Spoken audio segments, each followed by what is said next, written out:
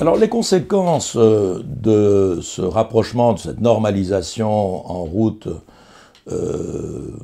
entre Washington et la Havane, en Amérique latine, à Cuba, vont être très importantes.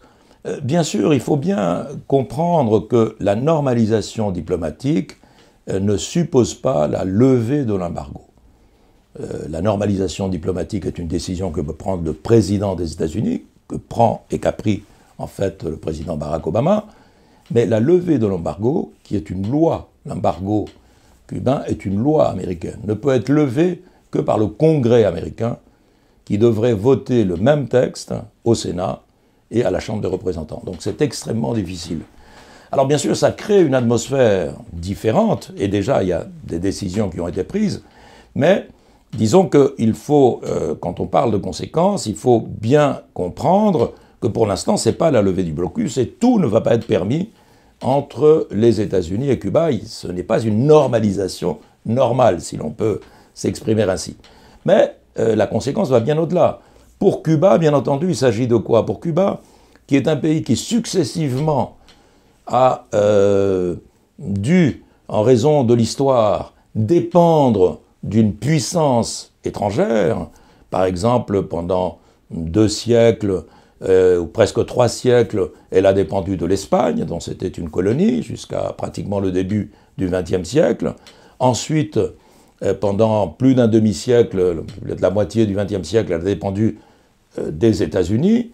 Ensuite, après la Révolution, elle a eu une dépendance très forte à l'égard de l'Union soviétique et des pays du Comecon, du commerce des pays du Comecon.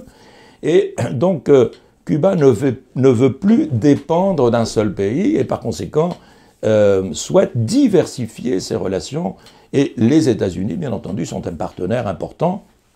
Donc pour Cuba, cette ouverture en direction des États-Unis peut donner un souffle très important à une économie qui en a besoin, c'est le président Raúl Castro qui le dit, qui a besoin d'environ 2 milliards, 2,5 milliards de dollars par an d'investissements venus de l'extérieur pour que l'économie cubaine démarre et se développe, pour que la croissance soit assez soutenue pour pouvoir répondre aux besoins de la population.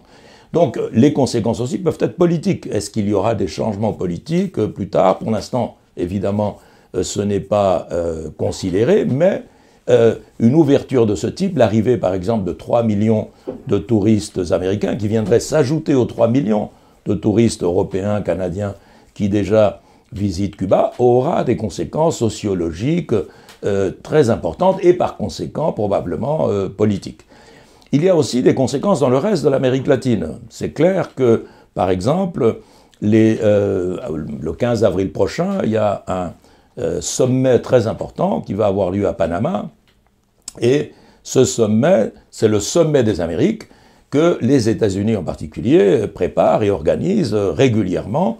Et tous les pays de l'UNASUR, de l'ALBA, les pays proches de Cuba, la majorité par conséquent des pays d'Amérique latine, qui ont les meilleures relations avec Cuba, avaient averti Washington que si Cuba n'était pas invité au sommet des Amériques, il n'irait pas, il le boycotterait. Avec la nouvelle attitude du président Obama, avec la normalisation, maintenant Cuba a été invité explicitement par Obama, et donc par conséquent ce sera probablement une grande réussite. Ça aussi, c'est une des conséquences diplomatiques, politiques importantes de cette normalisation entre Washington et la Havane.